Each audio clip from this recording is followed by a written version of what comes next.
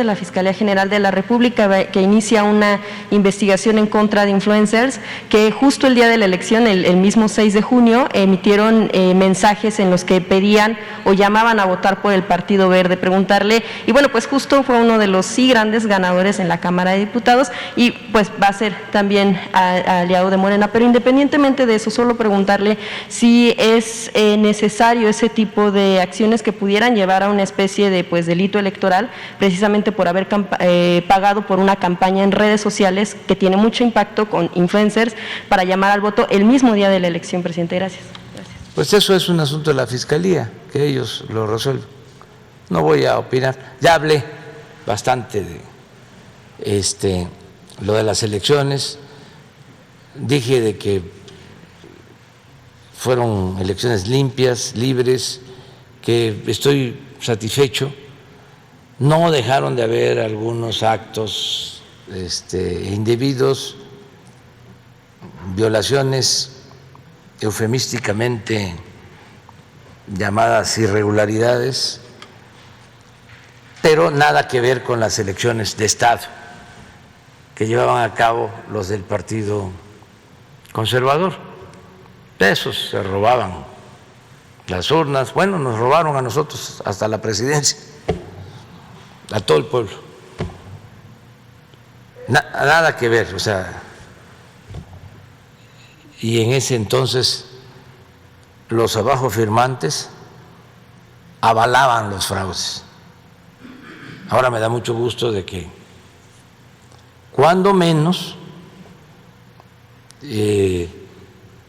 no están hablando de fraude o de elecciones de Estado, porque no tienen elementos. Entonces fue realmente importante y lo más destacado fue la participación de la gente. Se respetó el voto de los ciudadanos y ya los resultados, pues ya hablamos, que si ganamos o perdimos, pues eso hay que dejárselo a la gente. Yo nada más voy a seguir diciendo que no fue tan mal, de que el movimiento al que pertenezco, de 15 gubernaturas, obtuvo democráticamente, legítimamente, el triunfo en 11. Nos fue muy mal, muy mal. Y en la Cámara de Diputados, mal. Nada más ganamos 185 de 300 distritos. Muy mal. Los del Partido Conservador avanzaron bastante.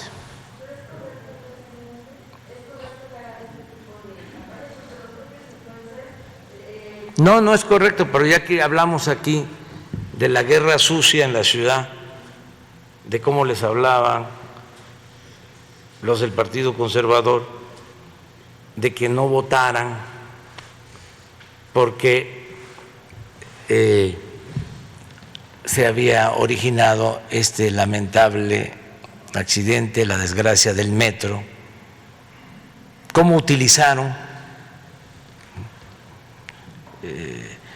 este lamentable accidente, esta desgracia, con propósitos electorales, porque pues siempre han andado sopiloteando.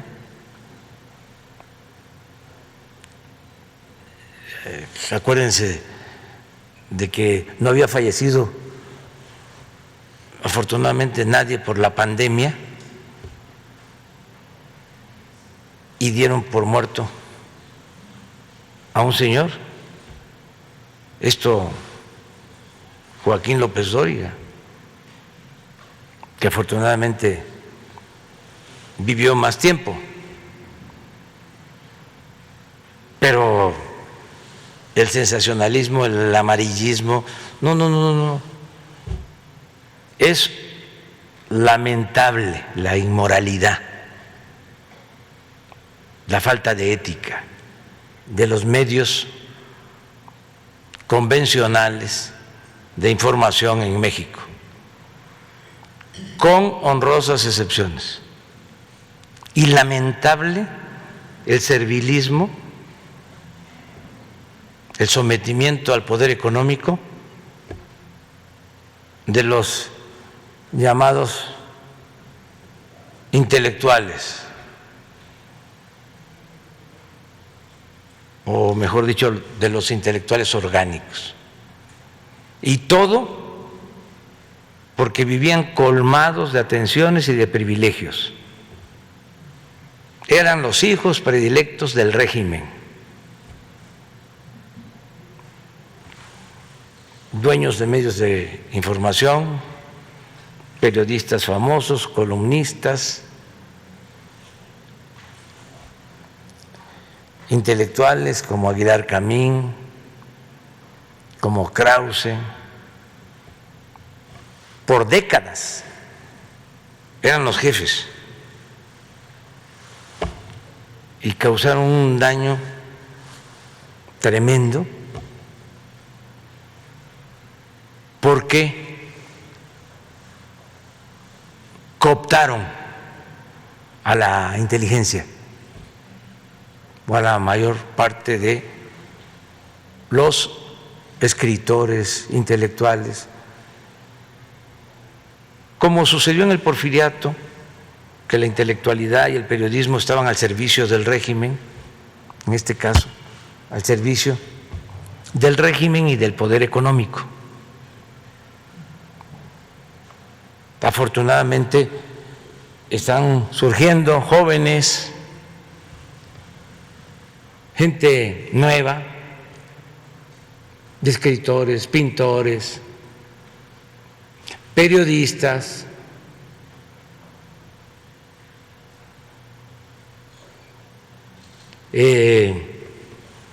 liberándose del grillete de la intelectualidad oficiosa y corrupta. Pero es importante. Y es bueno el debate sobre este asunto, porque ¿cómo dominaban? Con el control absoluto de los medios de comunicación. Ahora no pudieron, no les alcanzó. Les funcionó aquí, en la ciudad. Y se explica por qué aquí es donde se recibió el mayor bombardeo de mentiras. Y muchos compraron esas mentiras. Muchos. Y con esa manipulación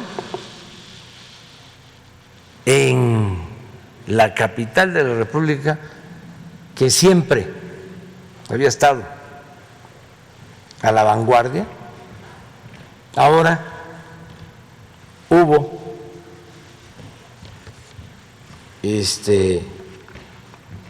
un avance hacia el conservadurismo. Por eso lo atribuyo a que, sobre todo, sectores de clase media fueron influenciados. Se creyeron lo de el populismo, el de que íbamos a reelegirnos, lo del Mesías tropical, el Mesías falso,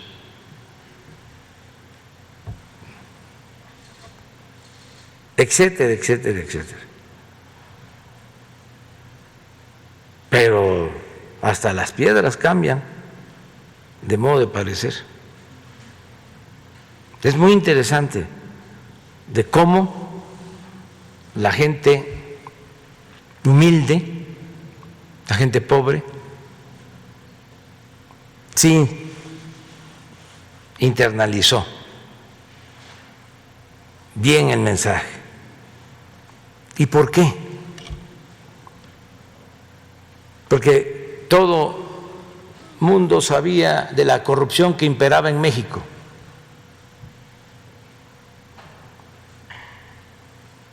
Pero de una u otra forma se aceptaba y se formaba parte, como es el caso de estos políticos corruptos o intelectuales, periodistas, eran parte del mismo régimen corrupto. Y todos sabíamos de la corrupción, o sea, la gente más humilde. Pero ¿quién fue el que internalizó mejor el hecho de que había corrupción y que si se combatía, las cosas mejoraban? ¿Quién lo sintió más en estos 2 años y medio? ¿Quién lo percibió mejor? Pues la gente que nunca recibía nada.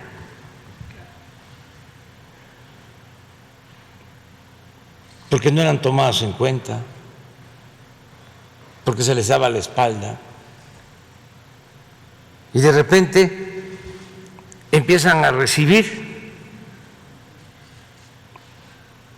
dinero del presupuesto, que es dinero del pueblo, dinero de ellos.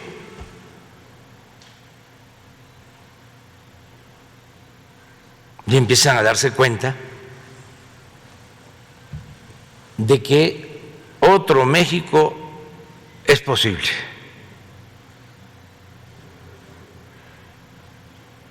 Y ahí sí, por más guerra sucia que hubo, no pudieron. Ese es el cambio de mentalidad al que apostamos. Esa es la revolución de las conciencias. Pero un integrante de clase media, media alta, incluso con licenciatura, con maestría, con doctorado, no está muy difícil de convencer. Es el lector del Reforma, ese es para decirle, siga usted su camino. Va usted muy bien. Porque es una actitud aspiracionista, es triunfar a toda costa, salir adelante, muy egoísta. Ah, eso sí, van a la iglesia todos los domingos o a los templos y confiesan y comulgan para dejar el marcador en 0. Y luego el domingo, de nuevo, lo mismo. Si tenía razón mi amigo finado, Carlos Monsiváis, que me decía, la verdadera doctrina del conservadurismo, me decía, la verdadera doctrina de la derecha, pero a mí me gusta más hablar de conservadurismo, creo que es más apropiado, pues que es el que quiere conservar, el que no quiere cambios, el que quiere mantener el statu quo. Y decía Monsi, la verdadera doctrina de los conservadores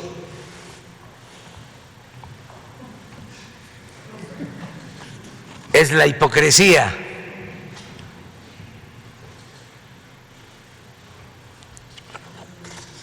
Y ¿saben qué también? Que hay que seguirlo diciendo. Son clasistas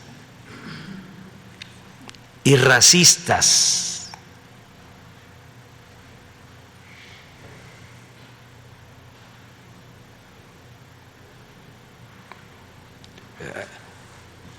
Estaba yo viendo un Twitter de el expresidente Calderón cuestionando al presidente de Argentina porque cometió un error en una expresión. Ya ofreció él disculpa, pero lo que dice el presidente Calderón, como comentamos aquí, un poco así como el haya sido como haya sido, dice, como comentamos así, no tiene la culpa el indio, fíjense, sino el que lo hizo presidente. ¿A qué les sabe esto? Pero él lo ve normal. Lo otro, el directivo del Reforma, que hasta dudaba yo que se tratara de su cuenta, y en efecto, que divide el territorio del Distrito Federal y hay una línea como un muro que separa a los pobres de la ciudad con los de clase media o alta y pone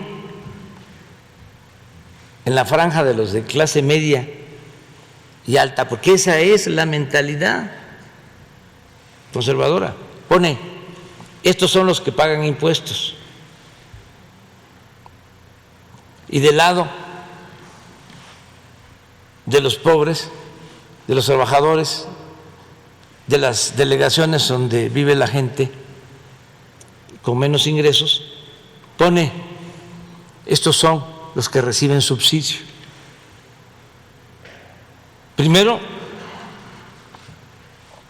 además de clasista y de racista, es falso. Todos pagamos impuestos, hasta la gente más humilde. Y segundo, pagan más impuestos sobre la renta los trabajadores que los empresarios. Proporcionalmente. Pero son mitos que se van recreando con el paso del tiempo para sostener un pensamiento conservador, irracional, sin fundamento. No hay argumentos válidos. Y también no crean que hay condiciones como para aceptar que no tienen la razón. No, no. Hay quienes dicen, a ver, explícame esto, convénceme. Pues ya no se puede, pues, estarlos convenciendo tanto. Pero si se les dice, Ve la mañanera,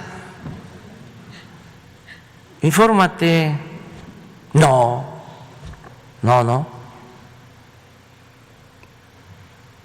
Ahí van al Reforma, o a los otros medios.